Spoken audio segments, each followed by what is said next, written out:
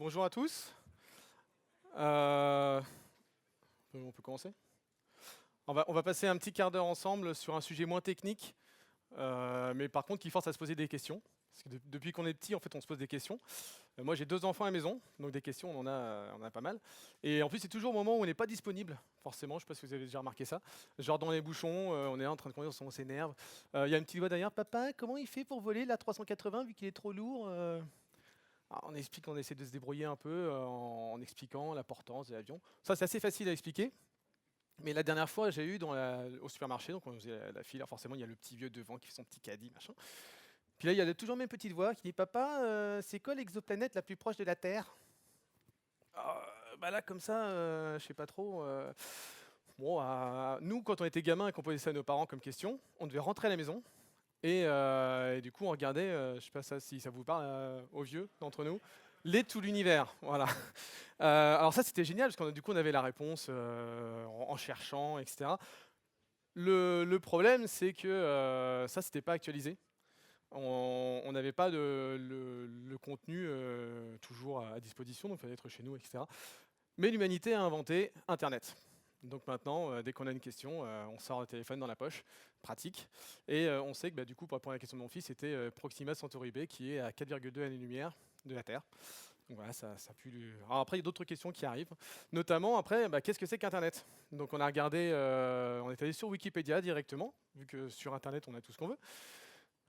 Et Internet, c'est le réseau des réseaux accessibles par commutation de paquets. Donc il y a toute la définition d'Internet. Chacun d'entre vous sait ce que c'est.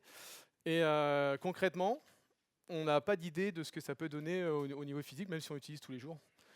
Au niveau physique, ça donne vraiment ça. En gros, c'est plus de 473 câbles sous-marins sur 1,2 million de kilomètres carrés, de kilomètres plutôt, qui suivent des routes très anciennes, parce que les premiers câbles ont été posés en 1848.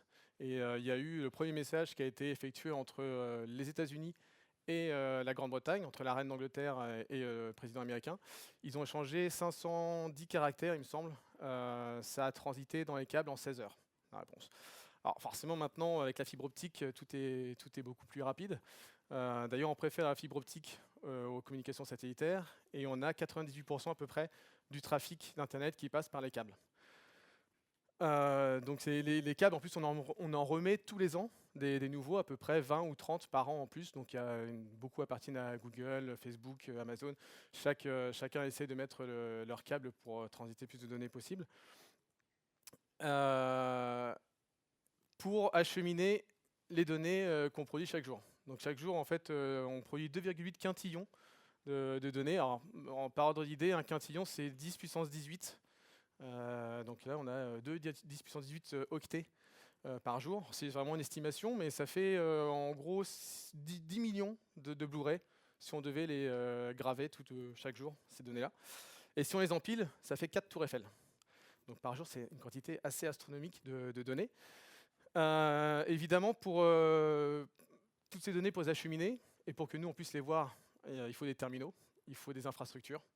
Il faut des switches, des routeurs, des disques durs, enfin tout ce qu'on connaît dans l'informatique. Et ces terminaux ou switch ou autres, il faut les alimenter. Donc la première source d'impact justement de nos terminaux, c'est la consommation électrique. On a 9 milliards d'objets connectés qui consomment 1500 TWh par an. Ça représente en gros 10% de la production d'électricité mondiale. Donc si on remet par rapport à des pays, c'est la consommation annuelle du Japon et de l'Allemagne ensemble pour alimenter uniquement nos infrastructures. C'est réparti à peu près en 40% de la consommation pour le réseau, tout ce qui est les commutateurs, les switches ou autres. On a 30% qui sont pour les terminaux physiques, donc nos smartphones, nos téléphones. Et on a 30% pour les data centers. Alors les data centers, non seulement il faut les alimenter, donc ça fait une partie d'électricité, mais il faut aussi les refroidir. Parce qu'un processeur, c'est en gros une grosse résistance. Une bonne partie de l'électricité part en chaleur, donc il faut le refroidir. Alors, on le refroidit souvent par clim, donc il faut aussi alimenter la clim. etc. Donc ça, c'est vraiment le premier point d'impact, c'était l'énergie. Ensuite, on sait que ces terminaux-là, il faut les produire. Donc c'est pas magique. Pour les produire, il faut extraire les matières premières. Plus on miniaturise nos téléphones et nos terminaux, plus il faut chercher des nouveaux métaux qui soient plus conducteurs, plus performants. Donc il faut aller chercher les fameuses terres rares. Il y avait en 2020, on a à peu près 40 métaux et terres rares dans un smartphone. Dans les années 2000-2010, c'était 15 grand maximum. En fait, on augmente le nombre de métaux qu'il faut chercher et extraire pour tous les ans pour nos téléphones. Chaque tonne de terres rares extraites, c'est à peu près l'utilisation de 200 mètres cubes d'eau pour laver ces minerais et pour pouvoir les mettre ensuite dans notre téléphone. Donc après, au passage, l'eau, il faut la recycler parce que c'est chargé en métaux lourds, etc. Donc un des troisièmes impacts pour les terminaux, outre l'extraction des terres rares, c'est l'eau. Pour un portable, une étude de Green IT montrait que 1500 litres d'eau pour un portable, dont 16 litres par gramme de puce informatique. Ça a tendance à baisser en fait, parce que maintenant on a des puces plus performantes qui sont fabriquées différemment. Donc ça, c'était les chiffres de 2016-2017. Les 16 litres par gramme ont tendance à baisser, mais ça reste quand même une consommation d'eau qu'il faut recycler, qu'on ne recycle pas toujours. Généralement, c'est rejeté, ce qui peut poser d'autres soucis environnementaux dont on parlera après. Pour produire aussi tout ce qui permet le packaging de nos terminaux, ou bien même les coques ou n'importe quoi, les résistances qui sont dedans, les condensateurs, il faut du plastique. Donc le plastique extrait par le pétrole. 250 millions de tonnes de plastique utilisé en 2015. Alors c'est des chiffres un peu vieux, mais c'est des études qui ne sont pas forcément divulguées. Il n'y a pas vraiment d'impact qui a été fait au niveau de la consommation de plastique depuis 2015-2016 qui soit fiable en fait, parce qu'on a plein de chiffres dans ce domaine de l'environnement. C'est quand même quelque chose qui est assez impactant et maintenant on en parle beaucoup, mais on n'a pas d'études réellement probantes sur lesquelles on peut se baser. Donc ça, c'était des chiffres qui dataient de 2015-2016, qui étaient émis par l'ADEME. Depuis, ça n'a pas été réellement actualisé. Et le plastique, en plus, dans nos téléphones, est souvent pas recyclable. Donc c'est très très rare d'avoir des téléphones recyclables ou d'avoir même dans un ordinateur des plastiques qui puissent être recyclés.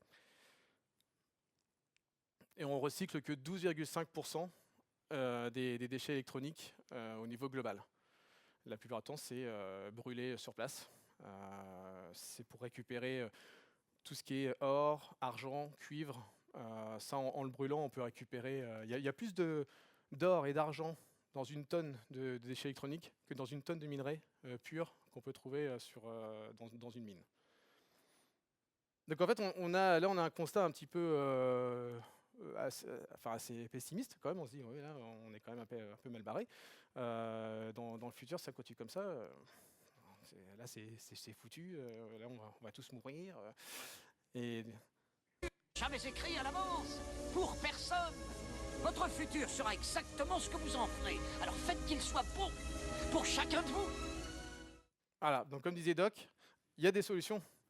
On peut trouver des choses, nous, à notre niveau, en tant que consommateur. Évidemment, le mieux, c'est de légiférer d'un point de vue européen ou mondial sur des normes, des règles au niveau des industriels. Le problème, c'est qu'on sait que ça prend des années. Ça demande beaucoup d'énergie et c'est souvent des petits pas. Donc il faut le faire, il faut légiférer, sauf que nous, à notre niveau, déjà, on peut agir. Déjà, le premier impact dont on a parlé tout à l'heure, c'était le recyclage. À la place de jeter, on peut déjà garder nos smartphones. Ça paraît logique, mais quand on voit que la durée de vie d'un téléphone, c'est à peu près entre 12 mois et 16 mois. Et puis après, on change parce qu'il y a le nouveau qui sort, et puis on a envie d'avoir la nouveauté, etc. Puis l'autre, on le laisse au fond d'un tiroir, ou alors on le balance. Voilà. Donc, on peut garder nos terminaux pour les faire vivre plus longtemps, ce qui permet de diminuer quand même le coût d'énergie grise du téléphone. Il y a aussi le fait, en tant qu'utilisateur, nous, si on envoie des mails, par exemple, on peut ne pas mettre la terre entière en copie. Si on envoie à une personne un mail, on n'a pas besoin de mettre les 10 collègues avec, parce que plus on envoie d'octets par le réseau, plus ça a un impact. Ça ne veut pas dire qu'on en émet plus de CO2, parce que la pollution d'un mail, non, déjà, on ne peut pas forcément le quantifier. En plus, c'est souvent une idée reçue de dire que tant de data dans le réseau égale tant de CO2. Ça dépend de plein de choses, ça dépend du serveur, ça dépend de qui transite la donnée, ça dépend du matériel utilisé, de la source d'énergie aussi qu'on utilise. Donc, on a tendance souvent à dire 1 gramme égale tant de données. C'est pas forcément vrai. Après, on a aussi, du point de vue utilisateur, d'éteindre son téléphone quand on l'utilise pas. La nuit, par exemple, on l'éteint. L'ordinateur aussi, on peut très bien l'éteindre. On a aussi, nous, après, en tant que développeurs, parce que là, on est quand même ici à Devoxx, beaucoup de devs dans le coin, des techs, on peut rendre ça, le code moins lourd. Déjà, pour alléger le DOM, notamment dans le web, si on fait tourner un DOM très lourd sur une machine, on fait tourner du CPU. Donc on consomme plus, donc il faudra recharger le portable plus souvent. Donc on va consommer plus, donc on peut s'arranger pour le réduire. Réduire les images qu'on transfère aussi pour éviter de faire circuler trop de données. Il y a des entreprises qui font ça, qui permettent d'analyser le trafic du site et puis de dire voilà, vous avez des images trop grosses, on va les optimiser pour essayer de réduire, mettre en cache, réduire les bases de données. Enfin, il y a plein de systèmes comme ça qui permettent de gagner des petits octets par-ci par-là. Mais sur toute la masse des 9 milliards d'objets connectés, ça commence à faire pas mal d'octets qui sont économisés. Les data centers aussi. Maintenant, beaucoup jouent le jeu à s'alimenter avec des électricités vertes, donc soit des panneaux solaires, soit de l'éolien. À les refroidir aussi, de façon plus écologique, donc les mettre dans des endroits naturellement frais, comme a fait Facebook en Finlande.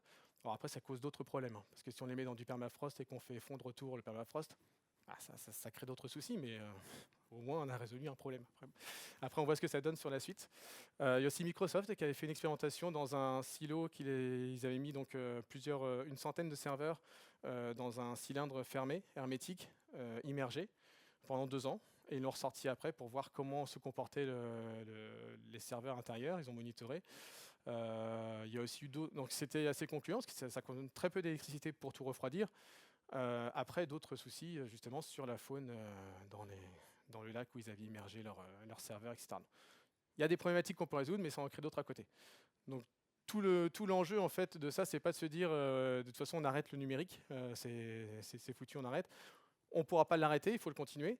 La seule chose, c'est qu'il ne faut pas continuer de la même façon que maintenant, ou alors continuer toujours en augmentant, mais en réduisant notre électricité. Ça, c'est un fameux paradoxe qui a été théorisé par Jay Vance au début de l'ère du charbon. En fait, le charbon produisait beaucoup de fumée. On s'est dit, on consomme beaucoup de charbon. C'est pas grave, on va optimiser les moteurs, on consomme vraiment de charbon. Sauf qu'en fait, en optimisant les moteurs, ça a plutôt démocratisé l'utilisation du charbon. Et au final, on n'a pas diminué la consommation de charbon, ça a même augmenté. Et après, on a inventé le moteur. On s'est dit, c'est pas grave, moteur à essence.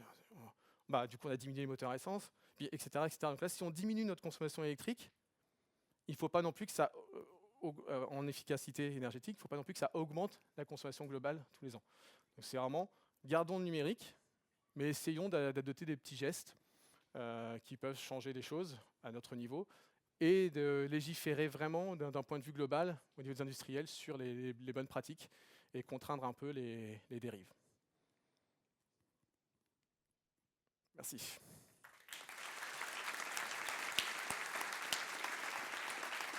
On a encore 1 minute, enfin un peu moins d'1 minute s'il y a des questions.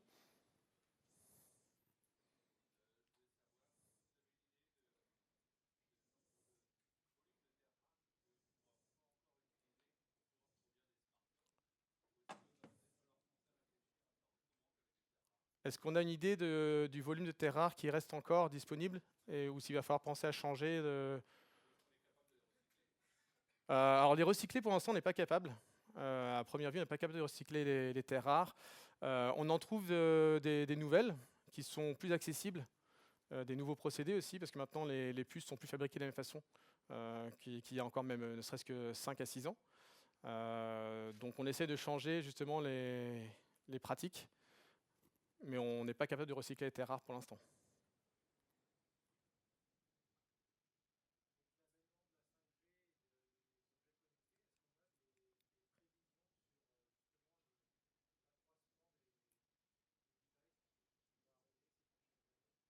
avec l'arrivée de la 5G, est-ce qu'on a une prévision de l'accroissement des devices qui vont... Du nombre de matériel?